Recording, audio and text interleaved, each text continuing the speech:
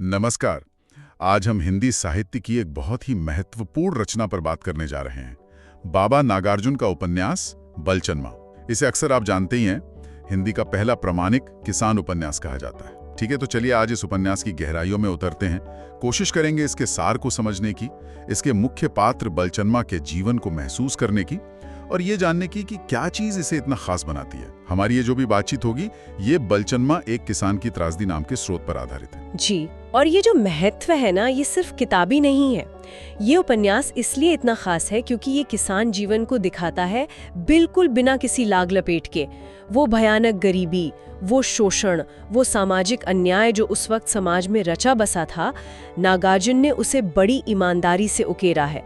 कोई बनावटीपन नहीं, बस जिंदगी का खुरदरा सच। हाँ, और कहानी के बिल्कुल केंद्र में है बलचन्मा, एक गरीब किसान परिवार का लड़का। स्रोत बताता है कि वो सीधा साधा है, भोला है और मेहनती बहुत है। मतलब मेहनत में कोई कमी नहीं। अपनी छोटी सी जमीन पर या दूसरों के खेतों में दिन रात लगा रहता है, पर जिंदगी उसे गरीबी और कर्ज से बाहर ही नहीं निकलने देती। बिल्कुल, और यही नागार्जुन की खूबी है। बलचन्मा सिर्फ एक किरदार नहीं रह जाता, फिर वो उस वक्त के लाखों करोड़ों किसानों का, आप कह सकती हैं, प्रतीक बन जाता है, जो एक अन्याय भरी शोषण करने वाली व्यवस्था में फंसे हुए थे। उसकी कहानी सिर्फ एक आदमी की कहानी नहीं, ये एक पूरे वर्ग की, एक पूरी जमात की त्रासदी है। ये दिखाती है कि कैसे एक मेहनती आदमी भी हालात का गुलाम बन सकता है। और इस अकेलेपन में उसका साथ देता है उसका परिवार, उसकी पत्नी। वो भी तो गांव की उन लाखों औरतों की तरह हैं जो खुद सब कुछ सहकर, मुश्किलों से लड़कर परिवार को जोड़े रखती हैं। स्रोत में भी जिक्र आता है कि कैसे कहानी में कई जगह उसका धैर्य, उसकी छुपी हुई पीड़ा वो सामने आती है। बोलती कम है पर सहती बहुत है। हाँ, और ये जो धैर्य है, ये उसकी ताकत भी है और शायद सीमा भी। वो अंदर ही अंदर घुटती है, पर उस समाज के खिलाफ, उस व्यवस्था के खिलाफ आवाज उठाना वो उसके बस में नहीं है। हाँ, उपन्यास में वो शोषक लोग भी हैं, जैसे वो सूदखोर महाजन जो कर्ज के जाल में फंसाता है, और जमींदार जो अपनी ताकत के दम पर बेगारी करवाता है, मतलब बिना पैसे दिए काम। ये लोग उस व्यवस्था के हिस्से हैं जो बलचन्मा जैसों को पीस रहे हैं। लेकिन उपन्यास का जो दिल है, वो बलचन्मा और उसके परिवार के रोज के संघर्ष में ही धड़कता है। कहानी हमें ले जाती है बिहार के एक गांव में। हम देखते हैं बलचन्मा की रोजमर्रा की जिंदगी कितनी कठिन है, कितनी एक जैसी। सुबह सवेरे खेतों पर जाना, देर शाम तक कमर तोड़ मेहनत। जमीन है भी तो इतनी कम कि गुजारा मुश्किल। और मान लीजिए कभी फसल अच्छी हो भी गई तो पता चला बाढ़ आ गई या सूखा पड़ गया, सारी मेहनत बेकार। ऐसा लगता है जैसे किस्मत भी उसके साथ नहीं है। और यहाँ जो दिलचस्प बात है वो ये कि नागार्जुन दिखाते हैं कि किसान की जिंदगी सिर्फ उसकी अपनी कोशिशों पर नहीं टिकी। बाहरी चीजें हैं, मौसम है, बाढ़ है, सूखा है, कोई बीमारी फैल गई, इन पर उसका कोई जोर नहीं। एक झटके में साल भर की मेहनत मिट्टी में मिल जाती है। दोहरा झटका है ये तो। बिल्कुल, एक तरफ समाज लूट रहा है, दूसरी तरफ कुदरत की मार। उसकी जिंदगी एक जुआ बनकर रह जाती है जिसमें सब कुछ दांव पर है और जीत का कोई भरोसा नहीं। और जब ऐसी मुसीबत आती है, फसल बर्बाद होती है, तो मजबूरी में कर्ज लेना पड़ता है। और यहीं से वो चक्कर शुरू होता है जिससे निकलना लगभग नामुमकिन है। बलचन्मा हमेशा कर्ज में डूबा रहता है। गांव का महाजन है जो बहुत ऊंचे ब्याज पर पैसा देता है। हाँ, और ये ब्याज इतना ज्यादा होता है कि किसान बेचारा वो असल पैसा तो कभी चुका ही नहीं पाता, बस ब्याज भरता रहता है, बल्कि कर्ज बढ़ता जाता है। ये कोई आम लेन देन नहीं है, ये शोषण का एक तरीका है, सोचा समझा। महाजन को पता है कि किसान मजबूर है, उसके पास और कोई चारा नहीं है। स्रोत में ये भी है कि कैसे कर्ज के बदले या जमींदार के यहाँ काम करने पर उसे मिलता क्या है? अपमान। मजदूरी भी पूरी नहीं मिलती, कई बार तो बस भूखा रहना पड़ता है। उसके परिवार की हालत इतनी खराब हो जाती है कि कई दिन घर में चूल्हा नहीं जलता, बच्चे भूखे सोते हैं। ये पढ़ते हुए भी अजीब लगता है कि जो अन्न उगा रहा है उसी के घर में दाना नहीं है। जी, और ये समझना बहुत जरूरी है, जैसा स्रोत भी कहता है कि ये बलचन्मा की कोई अपनी कमी नहीं है, ये उसकी असफलता नहीं है, ये एक पूरी व्यवस्था है, एक पूरा ढांचा है, आर्थिक और सामाजिक, जो उसे और उसके जैसे लाखों को गरीबी और कर्ज में जकड़े रखता है। ये एक क्या कहते हैं, हाँ, प्रणालीगत समस्या है। इससे निकलने बहुत मुश्किल है। एक बार फंसा तो पीढ़ी दर पीढ़ी उसी में पिसता रहता है इंसान। हाँ, ये व्यवस्था ही ऐसी है। गांव का वो सामंती माहौल जहां ताकत और जमीन कुछ ही लोगों के पास है। महाजन, जमींदार और बाकी सब, खासकर बलचनमा जैसे छोटे किसान या भूमिहीन मजदूर, वो उनके रहम पर हैं। महाजन का ब्याज, जमींदार की बेगारी, ये दोनों ही शोषण के सबसे साफ उदाहरण हैं। मेहनत कोई और करे और मलाई कोई और खाए। और इससे भी दुख की बात यह है कि कहीं कोई सुनवाई नहीं। अगर बलचनमा हिम्मत करके आवाज उठाए भी तो किसके पास जाए? प्रशासन, पुलिस, वो सब भी तो उन्हीं ताकतवर लोगों के साथ खड़े दिखते हैं। गरीब की कौन सुनता है? वो बिल्कुल अकेला पड़ जाता है, बेसहारा। और अगर हम इसे थोड़ा बड़े पैमाने पर देखें तो ये दिखाता है कि कैसे संस्थागत समर्थन यानी इंस्टीट्यूशनल सपोर्ट की कमी अन्याय को और पक्का कर देती है। जब सरकार की संस्थाएं ही, जिनका काम लोगों की रक्षा करना है, वो ही ताकतवरों का साथ देने लगें या गरीब को नजरअंदाज करने लगें, तो फिर इंसाफ कहाँ से मिलेगा?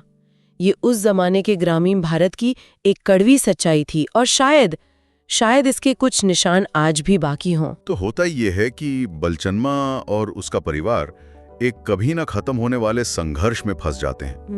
रोज भूख से लड़ना, कर्ज की चिंता में घुलना और समाज में जो अपमान मिलता है उसे सहना। पर वो मेहनत करना नहीं छोड़ता। उसके अंदर कहीं एक छोटी सी उम्मीद भी है। शायद अगली फसल अच्छी हो जाए, शायद बच्चों को पेट भर रोटी मिल जाए, शायद कभी ये कर्ज उतर जाए।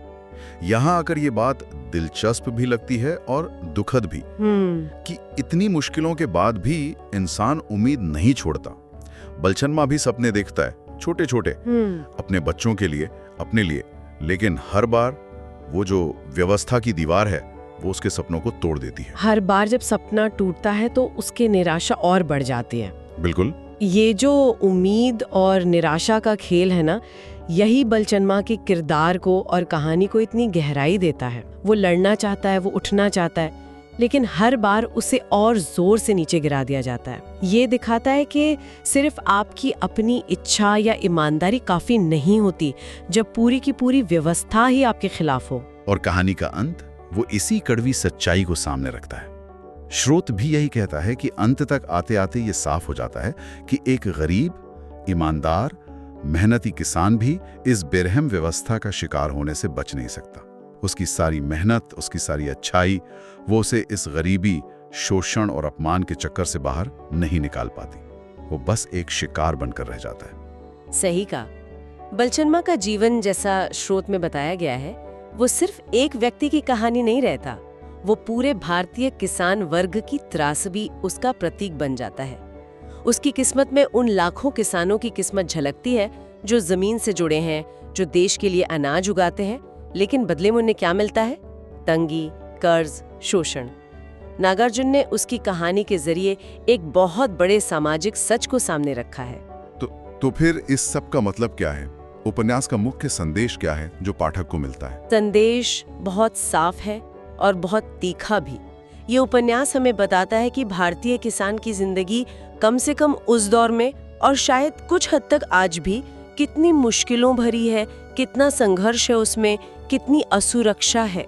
ये दिखाता है कि कैसे गरीबी, अशिक्षा, सामाजिक अन्याय और शोषण करने वाली आर्थिक व्यवस्था, ये सब मिलकर किसान को पीसते रहते हैं, उसे कभी ऊपर उठने नहीं देते। और यहीं पर नागार्जुन का योगदान बहुत बड़ा हो जाता है। जी। उन्होंने साहित्य में पहली बार किसान को इतने दमदार तरीके से, इतने यथार्थवादी ढंग से केंद्र में रखा, उसे नायक बनाया। हाँ, ये बहुत बड़ी बात थी उस समय। तब तक साहित्य में ज्यादातर ऊंचे या मध्यम वर्ग की बातें होती थी। नागार्जुन ने कलम का रुख मोड़ा, समाज के सबसे निचले पायदान पर जो खड़ा है, जो सबसे ज्यादा सताया हुआ है, यानी किसान, उसकी पीड़ा, उसके संघर्ष, उसकी लाचारी, उसके सपनों को आवाज दी। उन्होंने हिंदी साहित्य को जमीन से जुड़ा, आम आदमी की धड़कन के करीब लाए। वो उन्होंने दिखाया कि असली हिंदुस्तान तो गांव में बसता है और उसका सच कितना कठोर है। तो अगर हम आज के समय में देखें तो इस उपन्यास का असर क्या है? ये आज भी क्यों प्रासंगिक है? देखिए, बलचनमा सिर्फ एक कहानी नहीं है या सिर्फ गुजरे हुए वक्त की बात नहीं है। ये भारतीय समाज, खासकर गांव के समाज के ढांचे पर एक बहुत गहरी टिप्पणी है। ये उस असमानता का सबूत है जहां मेहनत करने वाले को उसका हक नहीं मिलता, जहां ताकत कुछ लोगों के हाथ में होती है और वो उसका इस्तेमाल कमजोरों को दबाने में करते हैं। ये उपन्यास हमें उन व्यवस्थागत कारणों पर सोचने को मजबूर करता है जो आज भी किसानों की समस्याओं के पीछे हो सकते हैं। उनकी आत्महत्याएं, उनके आंदोलन, कहीं न कहीं ये चीजें जुड़ी हुई हैं। ये हमें याद दिलाता है कि जो अन्नदाता है, जो सबका पेट भरता है, उसकी अपनी सुरक्षा और उसका सम्मान कितना जरूरी है। तो कुल मिलाकर कहें, बलचनमा की कहानी एक आम भारतीय किसान की दर्द भरी कहानी है, जो खेतों में अपना सब कुछ लगा देता है, पर उसे बदले में मिलती हैं भूख, कर्ज और अपमान की जंजीरें। वो एक ऐसी व्यवस्था का शिकार है जो उसकी मेहनत को नहीं, उसकी मजबूरी को पहचानती है। और आखिर में ये कहानी हमें एक बहुत बुनियादी और अहम सवाल के सामने खड़ा करती है। जब व्यवस्था ही अन्याय पर टिकी हो, जब समाज का ताना बाना ही ऐसा हो कि शोषण आम बात लगे, तब एक अकेले इंसान की ईमानदारी, उसकी नैतिकता, उसकी हाड़ तोड़ मेहनत, उसका क्या मतलब रह जाता है? क्या सिर्फ अच्छा और मेहनती होना उसे उस दलदल से निकाल सकता है जिसे व्यवस्था ने ही बनाया है? बलचनमा जैसे किरदार हमें आज भी जो हाशिए पर लोग हैं, उनके संघर्षों की जटिलता को समझने की चुनौती देते हैं और उन गहरी जड़ों वाली समस्याओं पर सोचने पर मजबूर करते हैं जिनसे वो आज भी जूझ रहे हैं।